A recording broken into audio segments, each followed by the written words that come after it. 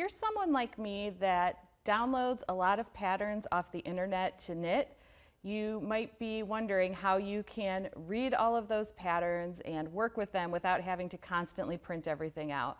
I'm normally very much a paper and pencil person when it comes to my patterns, but recently I've started trying the knitCompanion app, and it turns out it's a really great way to use all your PDF knitting patterns without having to print them out. There's so many different things that you can customize within the app so that you can set up your pattern exactly how you want it.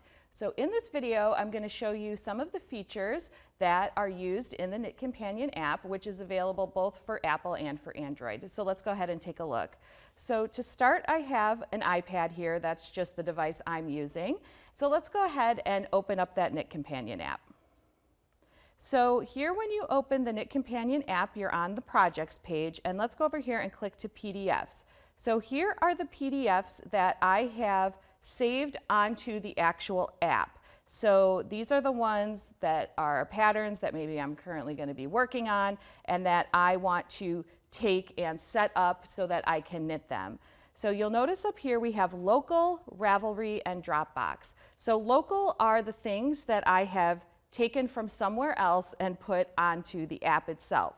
Then you can link a Ravelry account. If you do have a Ravelry account, you can link that up and then find your pattern that you have in Ravelry to put in the app. And then also, if you use Dropbox to save your patterns, you can link that right up as well. So I've already put a few of the patterns on here, and so let's go ahead and set this up. And first, we're going to look at some of the free features of the app. So I'm going to start by setting up this passerine stole shawl that I have designed.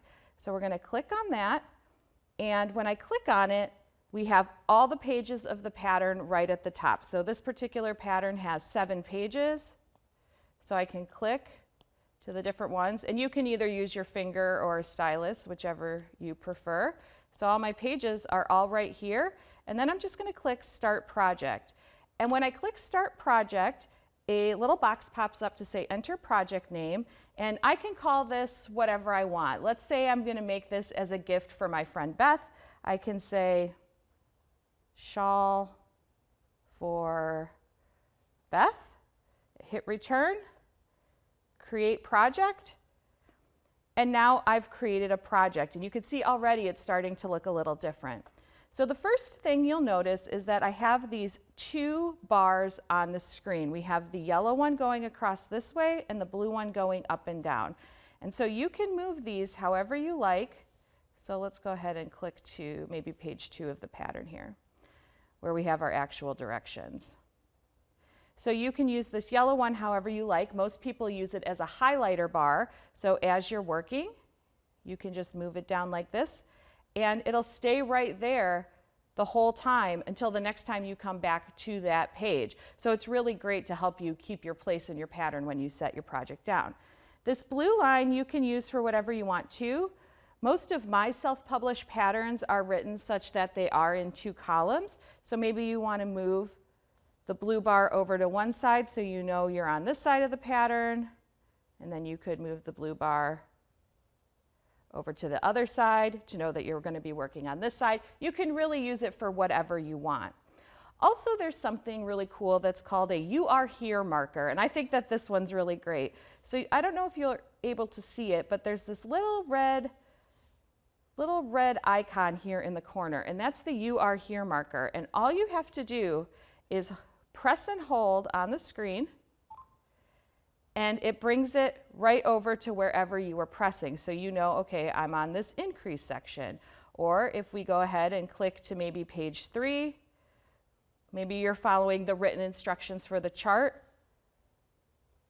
and you're stopping for the day, you can just place another You Are Here marker on this page, and then you know that's where you left off. So you can use that on each page in addition to the highlighter. So that's just some of the really great features. In addition to that, there's a few other things you can do with the free version of the app. Up here you'll notice we have a few little icons up here. This one here is for the box here that shows all our pages. So if we click that, it disappears. If we click it again, it comes back out. But if we click this one right next to it, you'll notice the arrows are at the bottom of the rectangle. We click that, and then we have some project information pop up, and it says tap to add project notes. So you can add whatever you want for your project notes. So for example, I know that Beth's birthday is in November, so I might write finish before November. So that way I remember that I'm making this as a birthday gift for Beth, and I want to have my shawl done for her, obviously, hopefully before her birthday. You also can add anything else you want here. If you wanted to maybe type in specific yarn information, what size needle you're using, this is where you can put in whatever kind of information you want. So we'll just bring our keyboard down. And now let's look at the scribble function. So the scribble function is over here, and it just looks like a pencil or pen with a little scribble. And we'll click back to page 2 here. And so when you've clicked the scribble button, a little bar pops up at the bottom, and you have all these different tools. You can make a little highlighter, you can make a pen. So let's do the highlighter first. So let's say you're reading along in your pattern, and it says, okay, work chart C 16 times. And you're like, I really want to remember that it's 16 times. And you could do this with your finger or stylus. I just highlight 16 times there. Or maybe you know that you have a lot of extra yarn. So maybe you're going to write 18 times for my shawl. And so you can scribble on here again, either with your finger or with a stylus. And that's really helpful to make notes along the way. Again, because before I started using this app, I really would use pencil and paper, and I would take notes right on my paper pattern. Well, this allows you to do the exact same thing, but on your device. Now that we've looked at the free version, let's take a look at some of the advanced features that come along with the paid version of the app. So the first thing we're going to take a look at is the quick key. So we'll close our scribble here, and we're going to open up that bottom menu. And right down here, you'll see literally a key icon, and that's your quick key. This is something that when you click over here, you'll always be able to see in your pattern. So for me, something that you might want to always be able to pull up quickly to reference is the abbreviations. So let's take the page with the abbreviations on it, and let's make that into a quick key. So I'm going to click the key here, and then we're going to long tap it, and now this page has become my quick key. And I can drag this up or down to make it whatever size I want. And then also the quick key window itself, I can make it a little bit smaller if I just want to be able just to really quick reference it, but I don't necessarily need to have it super big. I could just leave it like this. And then as I'm working along, I can be working along, and maybe I'm reading my instructions and I'm like, uh-oh, I forgot what SSK means. Well, I just click here to bring up my quick key, and I can see right there SSK, and it gives me the definition. So this is really great if you have a pattern that has charts on a bunch of different pages, but it only shows you the chart legend or chart key one time. You can make a quick key that has the legend for your chart on it. So this is very versatile. Just really, you need to think about what things are you always having to flip your pages around in your knitting pattern as you're working, and that's something you might want to actually turn into a quick key. So now that we've done that, let's take a look at setting up a chart. So now let's go ahead and set up our chart. So to do that, we're going to set up this chart A that's on page 3. So I'm going to start by going to Setup here at the top. We have Knit, Edit, and Setup. So we're in Setup. We're going to hit the plus sign and hit Chart Piece. So there's a few different options here that you have, and we're working with the chart. So we're going to click Chart, and we're taking that chart from page 3. So we're going to go ahead and take that. So now what we need to do is crop our chart. And so you can pinch and zoom here if you need to. And you're just trying to get your chart cropped as close to the lines as possible. There we go. And now we're going to hit this magic wand, and there you go. So what it's done is it's created boxes where it thinks all of your chart boxes are. And so you do need to take a look at this, and this pops up a little reminder to review your results. But looking at this, I can see that it lined it up perfectly. Now, if it didn't, here where it says visible rows and number of stitches, I could change that number and adjust these a little bit so that it would grab the entire chart. So now that it's done that, I can hit the crop button, and here is my chart on page 8. And let's go ahead and change our page 8 title to Chart A. And we'll save that. And there we go. And so let's click back over to Knit. And now here we have our chart. And what's really cool about this is now we have this smart marker or smart counter over here. And so as we tap it, look what's happening. It's automatically moving my highlighter up the row. Now what's even cooler is that you can get this to advance without even touching your device. So right here where there's a microphone, if we tap that, you have voice control, and I've just turned the voice control on, and it gives you your voice commands here.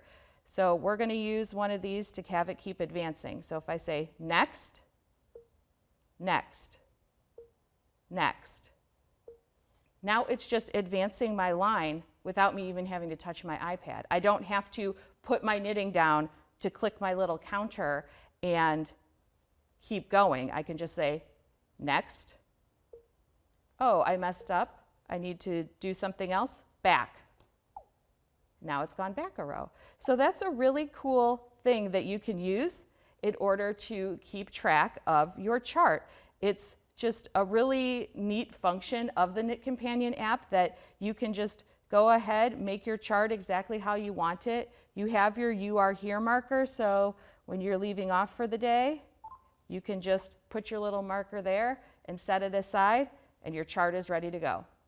Now that we've taken a look at the chart, let's look at some more features for this chart. And one thing is the magic markers. And the magic markers are really cool because you can actually end up highlighting certain stitches if you want to keep track of what you're doing. So if you have a specialty stitch, maybe you have a cable, maybe you're working a color work chart, you can use the magic markers in order to sort of highlight certain stitches that you want to use. So let's take a look at how to do that. So now we're ready to add our magic markers. So to do that, we're going to go into Edit, and then we have these icons that pop up on the side, and we have this little magic wand here.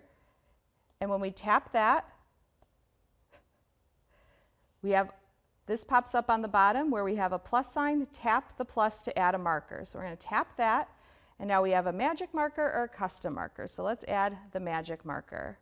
So it says to tap on a stitch to select it. So let's say we have these SK2P stitches here, and there's not very many of them on this chart. So let's say we want to remember those SK2P stitches. So I'm going to click, and it's going to highlight that stitch.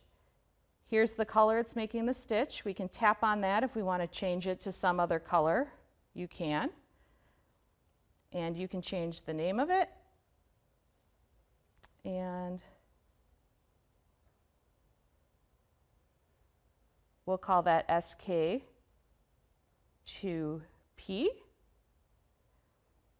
And now that is our stitch, the SK2P. We have it highlighted here. And now we take a look here. You can set all these different things. If you only wanted to check the odd number of rows, the even number, whatever it is, you can do. We're going to do all here. So now once we've done that, we're going to click the magic wand button. And look at that. It just highlighted all of the SK2P stitches on this chart. So it can be a really great way to give yourself a little reminder. And where this is really cool is if you have a color work chart that's in black and white, you can actually use these magic markers to turn it into a color work chart that's actually in color, which I think is really cool. And I think it can be really useful even for things like lace, where sometimes you're doing an unusual stitch or something like that. You can go ahead and just add a magic marker. So now that we've looked at charts, let's take a look at putting some pieces together, and I'm going to show you how to put text pieces together. So for the text pieces, let's say I wanted to work from the written instructions for this chart. So I'm still just on page 3 here, but you could do this for any page of your pattern. And I'm going to go ahead and click Setup again. And we'll scroll down. We'll hit this plus sign here. And now we're going to add a text piece. And we're going to do page 3 again, because that's the chart we've just been working with. And again, we have the blue flashing arrow that's telling us that we need to crop. So I'm going to start this one by just cropping half of these instructions, since I have 2 columns here. So we'll just start with the first half. And now that we've done that, maybe we'll change the name here to Chart A Written, and save. And we're going to go ahead and crop. Now that we've added that first text piece, let's go ahead and add the rest of the instructions to this part. So we're going to go ahead and hit this little square button down here to add another piece. And we're going to add another piece from page 3. And once again, page 3 pops up, and now we're going to crop it to bring it down to our other column of text. And there we go. And we go ahead and crop that. And we hit a line up here. And now look, we can bring our next column of text and bring it right underneath. And that's all there is to that. We'll go ahead and click Save. And now look, I have all of that text that was in 2 columns. Now it's all in 1 column. So you can see there's so many different ways to customize this particular app. And this is just the surface of it. There's so many different things you can do. You can take your time and move your parts around however you want to make your pattern truly work for you. And that's what's so great about knitCompanion, is that every designer sets their pattern up a little bit differently. And maybe you have a hard time following, a pattern for whatever reason. There's complicated shaping in the sweater. There's a lot of charts you have to be doing at the same time. With the knitCompanion app, yes, it does take a little bit of time to set things up how you want at the beginning, but once you've done that, you have everything set up exactly how you want it, how it's going to work for you and your brain, and you can just knit away and not have to worry about anything else. So it's really great if you're somebody that enjoys tech, you love using tech in your knitting. I encourage you to try it. And even if you're not and you have an Apple device or an Android device, try the free version. Just play around even with those highlighter bars. There's these row counters down here that you can use to keep track of your rows. There's all different things you can do even with the free version of the app. But if you really, really want to get technical and customize your pattern and pick apart the pieces and organize them in the way that works for you, then those advanced features that come along with the paid part of the app are really, really great. So I hope that you've enjoyed this look at the knitCompanion app, and I encourage you to give it a try.